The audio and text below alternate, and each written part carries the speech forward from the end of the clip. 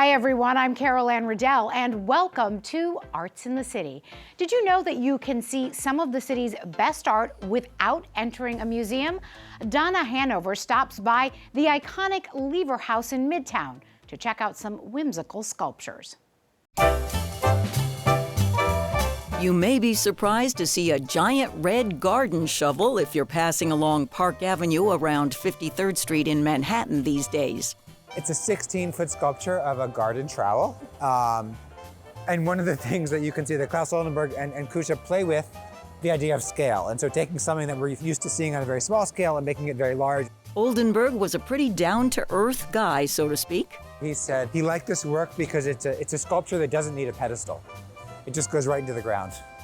Oldenburg was born in Sweden, grew up in Chicago, became an artist, and then lived in New York City for almost 70 years until he died in 2022. Jacob King, the founder of Fine Art Concepts, curated this exhibit of work by Oldenburg and his second wife and collaborator, Koja van Bruggen. King was pretty sure the trowel called Plantois would be a hit. And here at Lever House, it's right next to their real planter. Exactly, which is also, this is an amazing, landmark building. A many first. It's the first building in New York City with a glass curtain wall.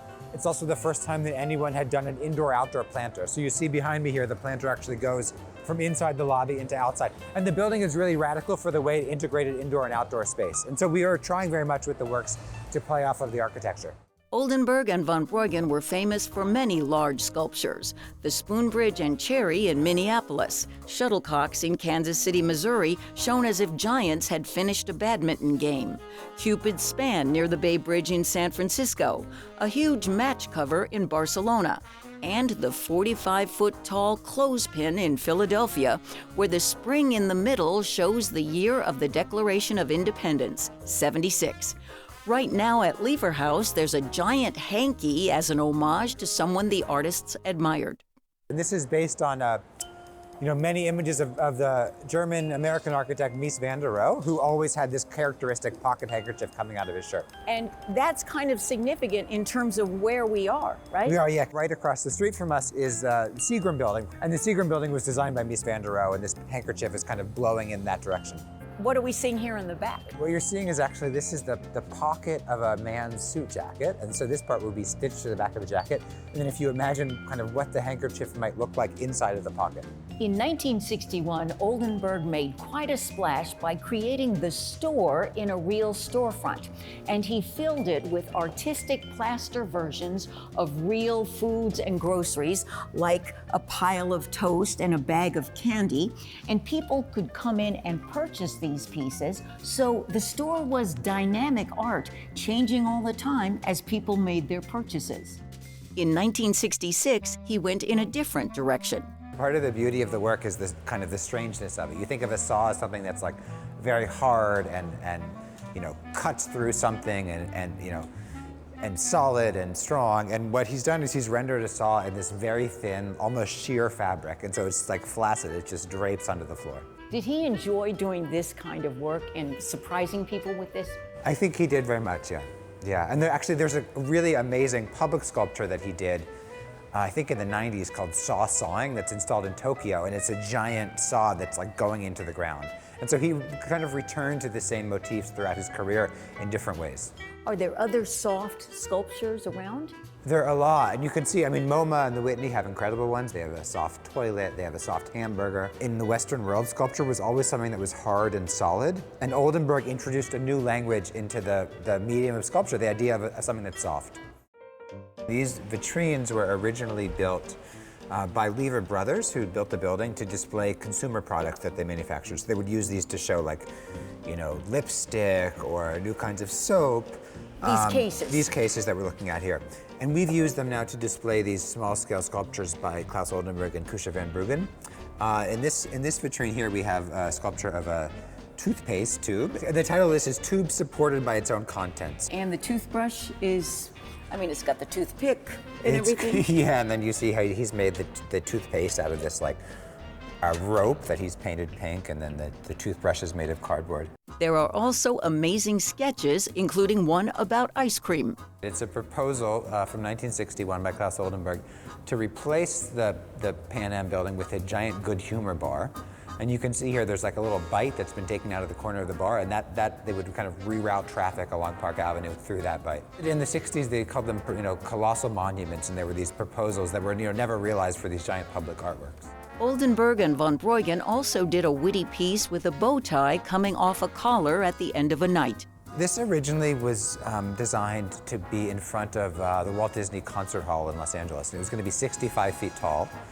And I think it was never fabricated. There was difficulties with technically with making it, but this is a smaller scale version of it. It's pretty funny, the idea of the bow with this kind of like soft fabric, and it becomes this really hard, aggressive thing with these angles shooting out like it's exploding. So we like taking hard things and making them soft, and making soft things and making them hard. I think that's very true, yeah. It's taking these things that are very familiar and rendering them to kind of look at things in a different light. The exhibition at Lever House is presented by Brookfield Properties and Waterman Clark in partnership with Paula Cooper Gallery. It's free, open to the public, and set to go through at least November. I'm Donna Hanover for Arts in the City.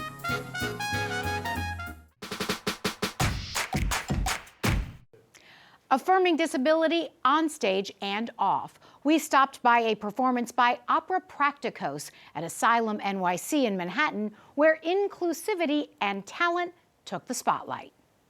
Mezzo-soprano Haley McAvoy has performed on stages across the country.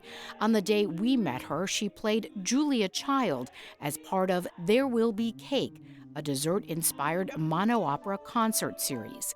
As a singer with cerebral palsy, Haley explains she has learned over the years how to approach auditions. At first, when I was, breaking into the opera field, I didn't say anything about having a disability, because as I perceived it, it did not limit my ability to sing. I can sing roles, I've done it many times on many stages, and so I just went with that. But I do have some visible signs of disability, right? My gait is a little bit different from many people's, and when I go up and down stairs, if there's not a railing, I need a hand.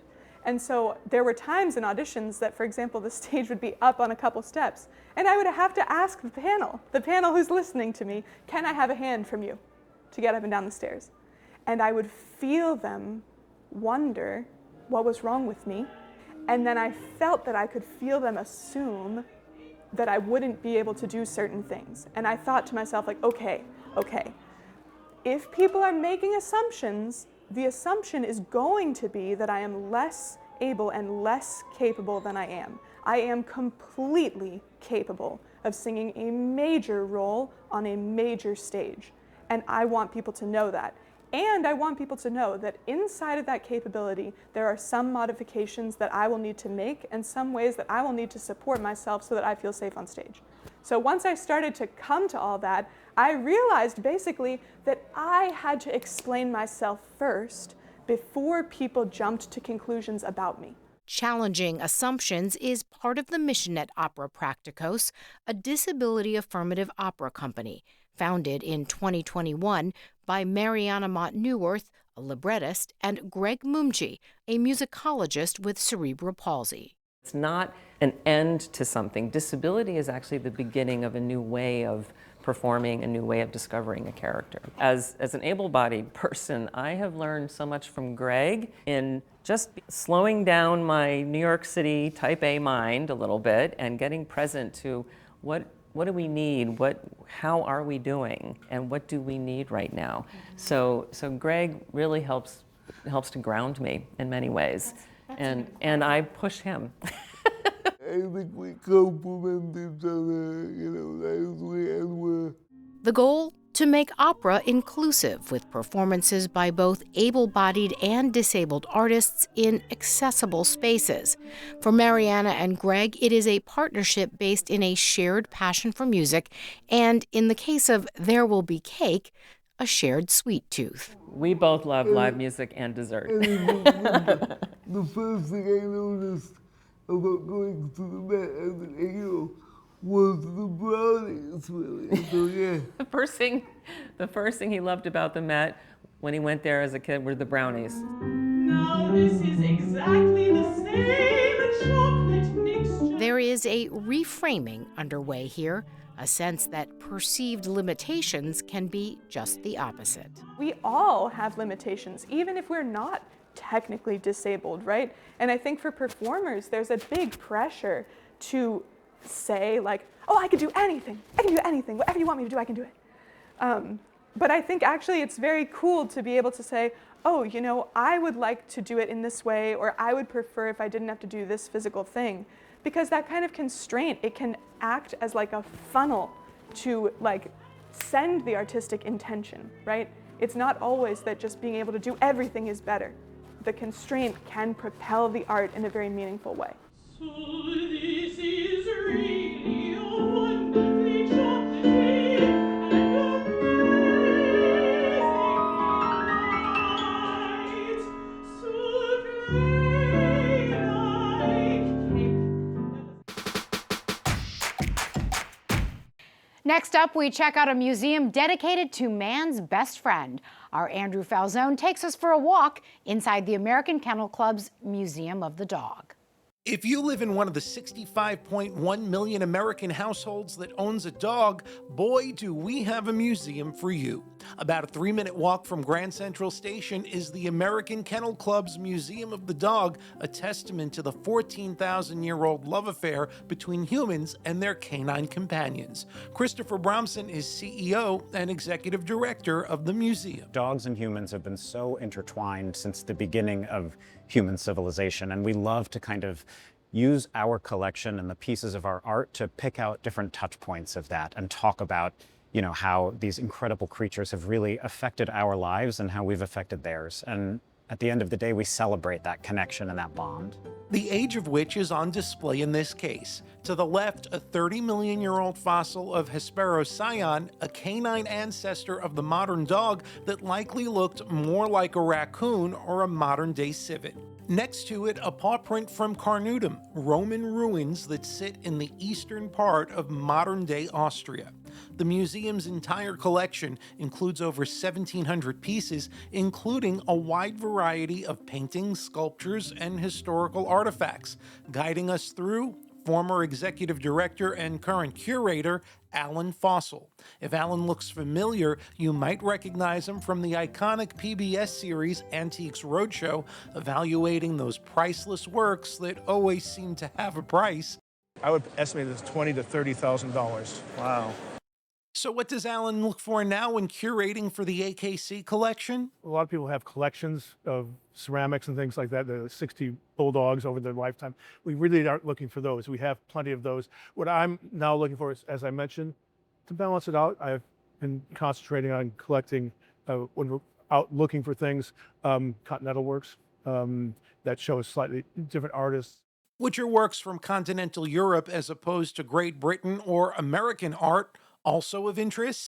Different aspect of the dog world. Some just fabulous, important paintings, of important dogs or of owned by important breeders. And it's not uncommon for important dogs to stop by the museum. Best known for winning Best in Show at the 2025 Westminster Dog Show, Monty the Giant Schnauzer visited the museum, which prepared for the celebrity visit with some relevant reading materials from its private archives. But our library and archives of 18,000 volumes is upstairs, and we use those to supplement our exhibitions with archival material, the ephemera and photographs, things like that, of different dogs and different breeds. There's also an extensive library available to the public with multiple books dedicated to every imaginable breed. And if you've ever wondered what breed you look like, you can step right up and find out. The results are shockingly accurate, but might vary each time, which makes it even more fun. You can also step into the trainer zone to meet Molly, a digital dog in need of some human guidance. Stay. Good, stay. Free. Annual memberships start at $60 and include free access to the museum and its regular programmatic offerings, including Furry Fridays, offering visitors an opportunity to bring their four-legged friends into the museum. For exhibition openings, we do about 4 to 6 really impactful exhibitions each year. Which included a recent exhibit on presidential pooches. We also, every month, we pick a breed, an AKC breed, and spotlight that breed. So in February, it's Vizslas. This piece is titled Sprout Number 2 and was the winner of the Dog Days of Winter, a popular exhibit of AKC member art. When people come through here, what is it that you'd like them to take away from the experience? Simply just a joyous time. I think when people come here, they are so delighted to interact with the content that we have. What these dogs are and what they do. And to understand that diversity of types of dogs, of working dogs, of terriers, of herding dogs, and how they all play roles in our lives. I think everybody leaves having found some special piece to which they connect more deeply. To find out about upcoming events at the museum, visit their website at museumofthedog.org and click on the Events and Education section. I'm Andrew Falzone for Arts in the City. The CUNY Film Festival at Macaulay Honors College, now in its 17th year, is dedicated to showcasing exceptional filmmaking talent within the CUNY community. Our Neil Rosen sat down with one of the festival's directors. Now in its 17th year, the CUNY Film Festival is a highly successful student-run festival that takes place this May at Macaulay Honors College at CUNY. It embraces filmmakers from 25 different CUNY campuses, and this year, over 140 films have been entered in the competition. The festival showcases many different kinds of films, and they compete in a wide variety of diverse categories. Robert Small is the executive producer of the CUNY Film Festival and director of the Macaulay Media Lab. His extensive credits include creating MTV's award-winning Unplugged series, and he's produced and directed many heralded comedy specials for HBO and BET. What is the mission of the CUNY Film Festival?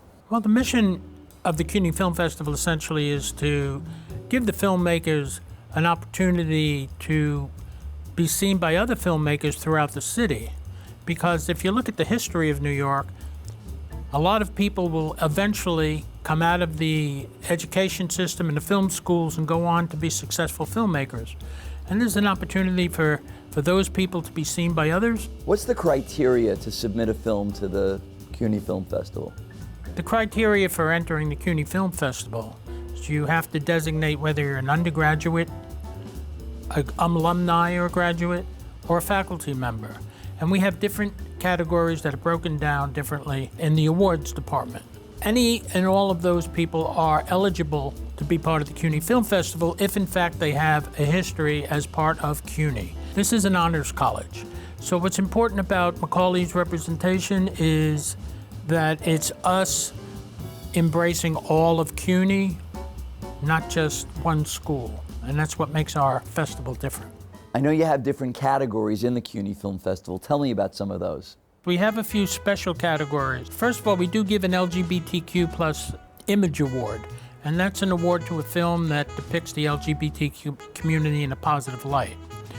That's supported by the LGBTQ plus consortium of Wagner and LaGuardia College. We also have another award, Best New York City Vibe, and that's an award given to a film that just makes the location of New York exciting and takes advantage of the location in the city of New York. It's a little offbeat, but we think it represents a lot of the films we get. We also have Best Social Change Film, Best Use of Music in the Film. So we're kind of creating some categories that are more appropriate for student films. And I can also say that stories are really what we go after. We don't really go after technical proficiency because most students don't have access to the kinds of equipment that graduates might be have access to or faculty members. Among the many submissions this year, the stop-motion animated film Amor Carib from director Emmy de Leon, who weaves memories and experiences from her childhood in the Dominican Republic.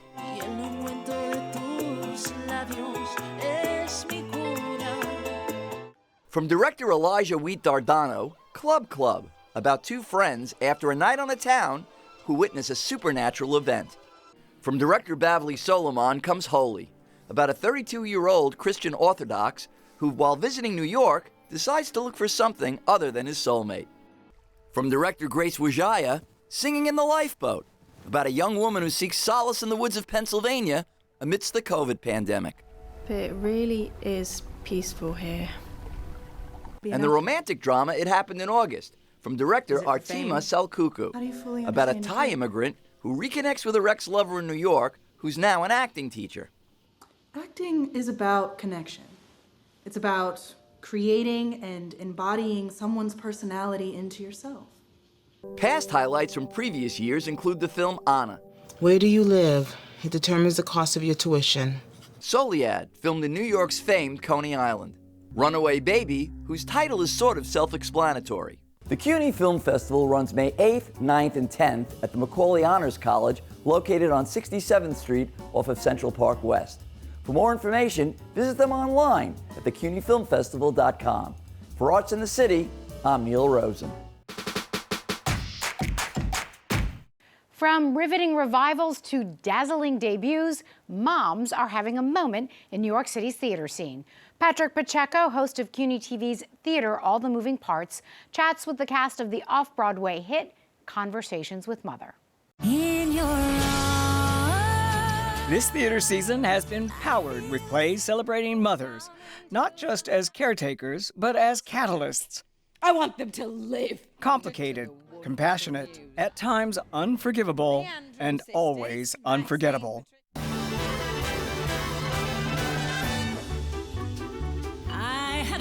Audra McDonald is captivating Broadway as Madame Rose, the musical theater's most iconic and relentless mother in Gypsy. 3, 2, 1. I know you know everything, so let's just get it all out in the open. And in a similar manner, Matthew Lombardo's Conversations with Mother attempts to make peace with an Italian force of nature called Maria, opposite the playwright's doppelganger, her son Bobby. In all its messiness and devotion, the play invites the audience to own their mixed emotions encapsulated in one powerful word: mother. The two-person play stars Caroline Aaron, best known as Shirley Maisel in The Marvelous Mrs. Maisel. Whatever you say, I have to check the cutlets, speak to your father. And Tony Award winner Matt Doyle of the most recent revival of Company. Don't tell Paul, but I'm not getting married today. Welcome, Caroline, and welcome, Matt, to Theater All the Moving Parts. When you read through the script, what grabbed you about the characters you were called upon to play? I was so interested in how we change and how we don't change. And I am also a mother of a son, and I was really enchanted by the relationship.